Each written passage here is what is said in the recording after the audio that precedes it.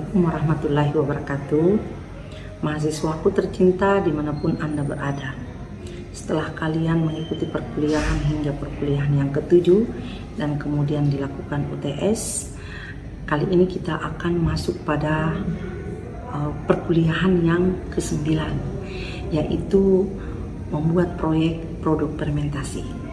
Setelah kalian pelajari semua tentang teori-teori dari fermentasi dan hingga kalian menemukan bagaimana substratnya, kemudian jenis-jenis fermentasi yang bagaimana, karakteristik fermentasi yang bagaimana, bahkan untuk menghasilkan produk yang bagaimana melalui kasus-kasus yang kalian lakukan pada industri-industri yang ada di seluruh Indonesia, baik yang kalian peroleh lewat langsung di industri yang ada di Kota Palu maupun yang kalian dapatkan lewat internet untuk mempelajari itu.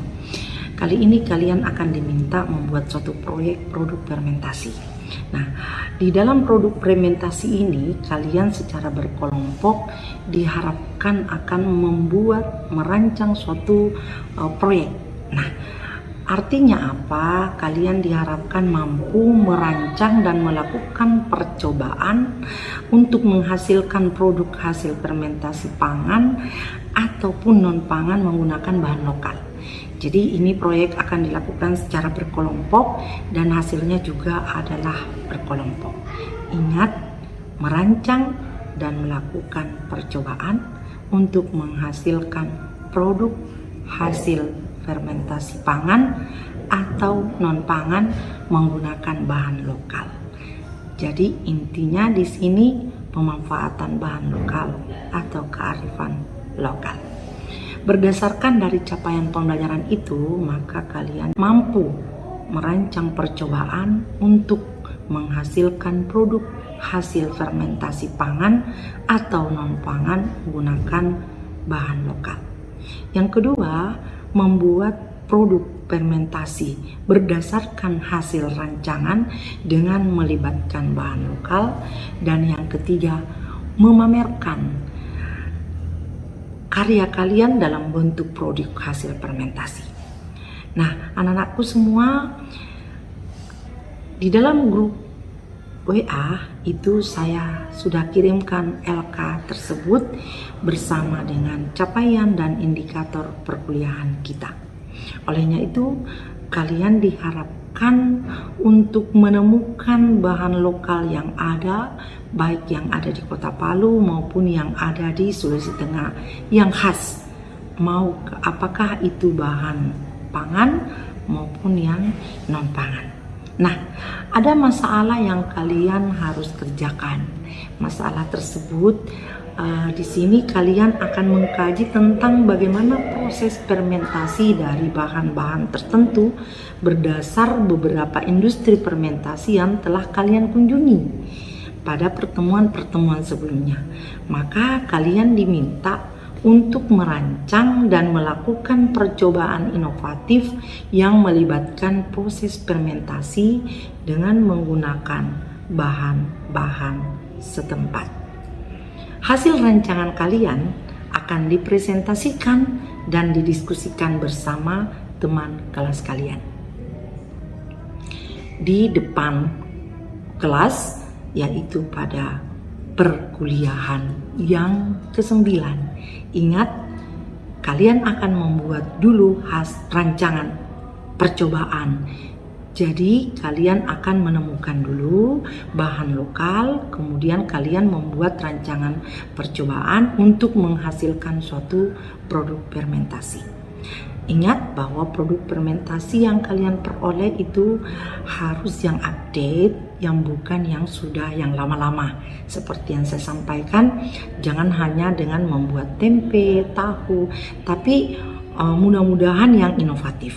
Ya, jadi kalian diharapkan merancang percobaan untuk menghasilkan produk fermentasi yang inovatif. Nah, oleh karena itu pada pertemuan ke-9 nanti kita akan bertemu di kelas dengan kalian mempresentasikan hasil rancangan tersebut. Apa yang akan kalian lakukan?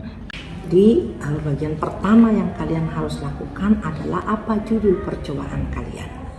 Jadi judul percobaannya tentu kalian akan menyebutkan di dalam apa yang akan kalian buat dari produk fermentasi dan bahan bakunya apa. Jadi bahan bakunya itu masukkan kata-kata kunci itu di judulnya. Bahan bakunya itu adalah bahan baku berbahan lokal. Yang kedua adalah dari apa yang kalian buat itu perlu ada kalian tuliskan apa tujuannya. Lalu yang ketiga adalah bagaimana kajian literaturnya, dan yang keempat adalah prosedur kerjanya. Jadi setelah kalian menuliskan prosedur kerjanya di dalam kalian rancangan tersebut, tentu kalian sudah bisa memprediksi kira-kira bagaimana hasilnya.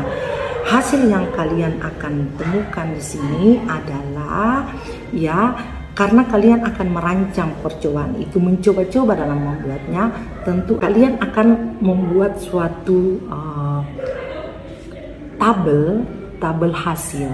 Jadi pada saat kalian merancang percobaan ini, kalian akan diminta apa yang menjadi variabel bebas. Ya, variabel bebas itu yang dimaksudkan adalah yang berubah-ubah. Nah, variabel yang berubah-ubah boleh kalian ubah-ubah adalah waktunya, kemudian bisa juga kalian ubah-ubah adalah konsentrasi substratnya, yang kalian bisa ubah adalah pH-nya atau waktu fermentasinya dan sebagainya. Jadi berdasar pada apa yang berpengaruh terhadap fermentasi. Nah, karena kalian sudah tahu teorinya tentang pengaruh proses fermentasi itu, maka kalian bisa menetapkan 2 di antara 5 variabel yang telah kalian dapatkan. Semoga kalian memahami apa yang diinginkan di dalam rancangan percobaan untuk produk fermentasi ini. Selanjutnya, itulah yang kalian akan presentasikan di depan kelas pada pertemuan ke-9 dan pertemuan ke-10. Setelah itu kalian akan masuk ke dalam laboratorium kimia, pendidikan kimia, dan akan melaksanakan percobaan yang kalian rancang sendiri. Dari situ kalian akan memperoleh hasil. Kalian akan menentukan waktu fermentasinya. Kalau yang tidak berubah-ubah, berarti kalian bisa variasikan apakah sampai 5 hari atau 7 hari, tergantung dari rancangan kalian. Lalu setelah selesai percobaan itu, kalian akan membahas hasilnya. Kemudian buat simpulannya. Setelah selesai semua dalam satu paket, maka kalian diminta untuk melakukan pameran. Pameran itu akan dihadiri oleh mahasiswa dan dosen. Apa yang mau dilakukan? Kalau produknya adalah produk fermentasi, ingat itu semua harus dalam keadaan bersih, ya. Jadi usahakan bahwa produk fermentasi yang kalian buat itu benar-benar aman untuk dikonsumsi, ya.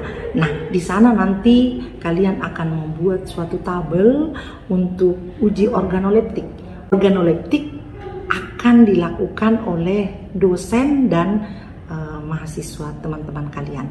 Nah, di sana yang akan dilihat dari sisi warna, dari sisi rasa, dan sebagainya, dari sisi bau, ya.